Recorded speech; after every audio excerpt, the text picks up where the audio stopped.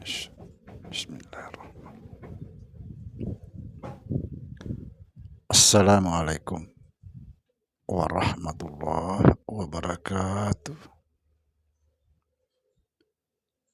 Alhamdulillah, wassalatu wassalamu ala rasulillah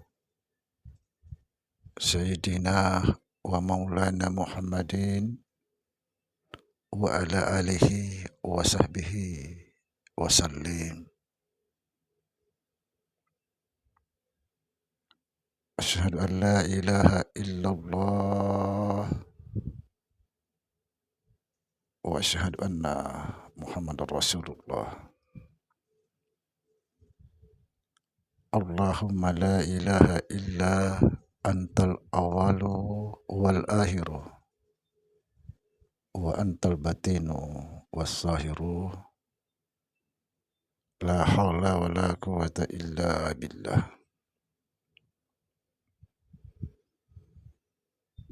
Saudara-saudara yang saya cintai dan yang saya sayangi dimanapun berada, semoga senantiasa dalam bimbingan Allah Subhanahu wa Ta'ala, diberikan rahmat sehat jasmani dan rohani, rahmat panjang umur insya Allah, serta rahmat ilmu dan rahmat kesejahteraan dunia akhirat. Amin. Amin ya rabbal alamin. Saudara-saudara sekalian, jumpa lagi dengan saya Samsudin Al-Hafiz di channel Ma'rifat Tasawuf dengan channel Cahaya di atas Cahaya. Kita sekarang ada 2 channel. Pada kesempatan ini saya akan menjelaskan apa yang dimaksud Al-Hadid ayat 3, yaitu huwal awalu wal akhiru was zahiru wal batinu. Ini kita mau bahas lebih dalam. Apa yang dimaksud dia yang awal, dia yang akhir. Sebelum saya membahas ini, saya ingin menyampaikan kepada saudara-saudara yang sedang dalam perjalanan mencari Allah, atau saudara-saudara sedang ingin mengenal Allah.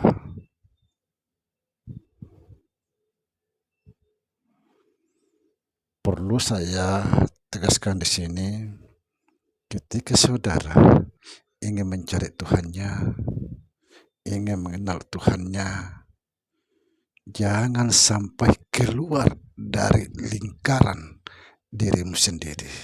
Jangan sampai. Karena kita sudah banyak kali diberikan satu ilmu yang harus kita pahami. Misalnya contoh, aku lebih dekat daripada urat lehermu. Contoh lagi, insan itu rahasiaku, akulah rahasianya. Rahasia itu sifatku, sifatku itu tidak lain daripada aku. Banyak lagi yang harus kita pelajari. Contoh misalnya, apa yang dimaksud aku lebih dekat daripada urat lehermu? Bayangkan saudara, kita ini sudah menyatu dengan urat leher kita, tapi dia lebih dekat.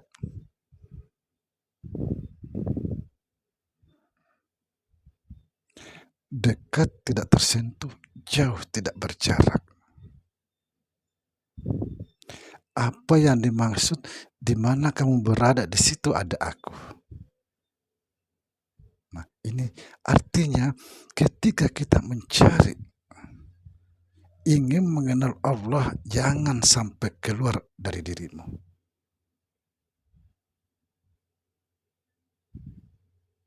Jangan. Baik saudara, seperti yang saya sampaikan tadi, kita coba membahas Al-Hadid ayat 3. Apa yang dimaksud? Huwal awalu wal akhiru. Dia yang awal, dia yang akhir. Yang dimaksud, dia yang awal. Di mana ketika saudara sudah mengenal dirinya. Ketika sudah mengenal dirinya, maka otomatis dia mengenal Allah. Ketika sudah mengenal Allah, itulah awalnya Allah pada dirimu. Lalu di mana akhirnya? Kalau kamu sudah memahami awalnya, maka itulah akhirnya. Kenapa? Karena sudah dijelaskan, dia yang awal, dia juga yang akhir. Tidak ada namanya Allah yang awal, Allah juga yang akhir. Artinya ada Allah yang awal, ada juga Allah yang akhir. Tidak ada, itu namanya dua Allah. Jadi jangan sampai kita salah memahami. Awalnya itulah akhir.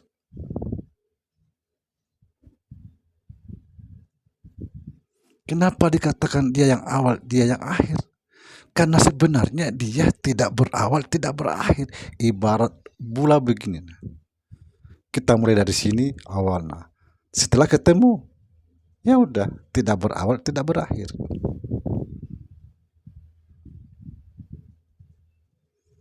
Sekali lagi, apa yang dimaksud dia yang awal? Kan selama kita ini hanya mendengar cerita bahwa dia yang awal, dia yang akhir. Nah, kenapa kita tahu dia yang awal, dia yang akhir? Dari mana kita tahu? Kalau kita hanya cerita, tidak perlu kita bercerita kalau tidak tahu. Untuk apa kita bercerita kalau tidak tahu?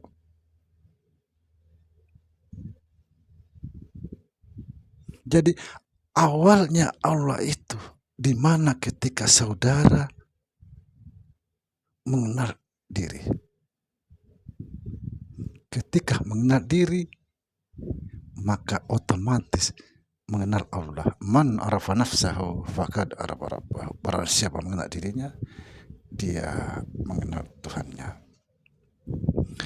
Jadi 2 hari yang lalu ada yang bertanya pada saya, Pak Samsudin, kalau Tuhan itu bisa dilihat, seperti apa? Jadi ini jujur, mungkin kalau orang bertanya ini, dia sudah mengenal, dia sudah tahu jalan ini, dia tidak mungkin bertanya seperti itu. Tidak mungkin. Artinya kalau orang sudah tahu Allah, tidak akan ada pertanyaan seperti ini. Karena Tuhan itu tidak bisa dijelaskan, tapi bisa dikukuhkan pada diri kita masing-masing. Kenapa? Karena setiap diri itu memiliki Tuhan.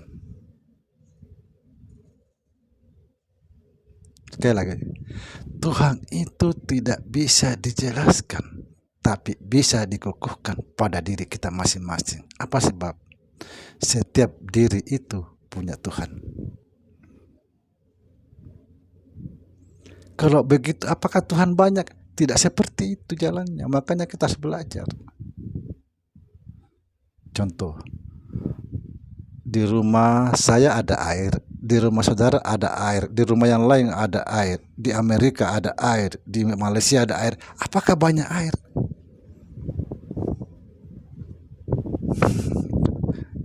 kan? Sama-sama air. Di Malaysia juga air, di sini juga air.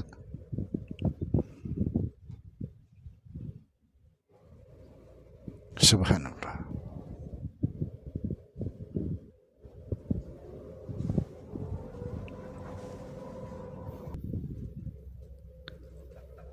Kenapa bisa? Setiap diri punya Tuhan. Iya.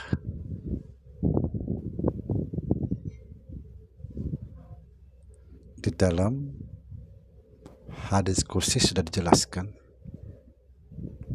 insan itu rahasiaku, aku rahasianya, rahasia itu sifatku, sifatku itu tidak lain daripada aku. Coba.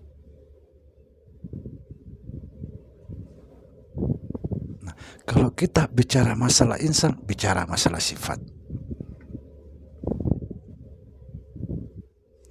Bicara masalah sifat, bicara masalah nur. Bicara masalah nur Muhammad, maka kita bicara tentang martabat tujuh, yaitu kodrat, iradat, ilmu, hayat, sama, basar, kalam. Karena inilah yang dikatakan Allah, sifatku itu tidak lain daripada aku. Nah, setiap manusia kan punya ini.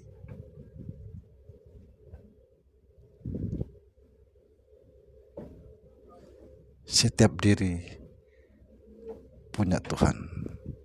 Maka yang dikatakan barang siapa mengenal dirinya, dia mengenal Tuhannya. Nah, sekarang saudara kembali lagi seperti tadi, jangan pernah belajar Tuhan di luar daripada dirimu. Jangan pernah. Semoga difahami benar-benar, jangan disalahpahami tapi dipahami benar. Ketika disalahpahami maka bisa salah jalan. Belajar, karena penting belajar. Saya pernah dijelaskan kakek saya tentang masalah ini, bahwa kita ini hidup, kita harus punya guru walaupun satu. Kita harus punya guru untuk membimbing kita kepada Allah. Kenapa? Guru itu akan bertanggung jawab di yaumul qiyamah. Dia akan membawa bendera paling depan. Itulah sebabnya di dalam setiap perguruan itu harus ada namanya bayat. Tujuannya bayat apa? Supaya ilmu yang kita pahami ini bersanad, tersambung.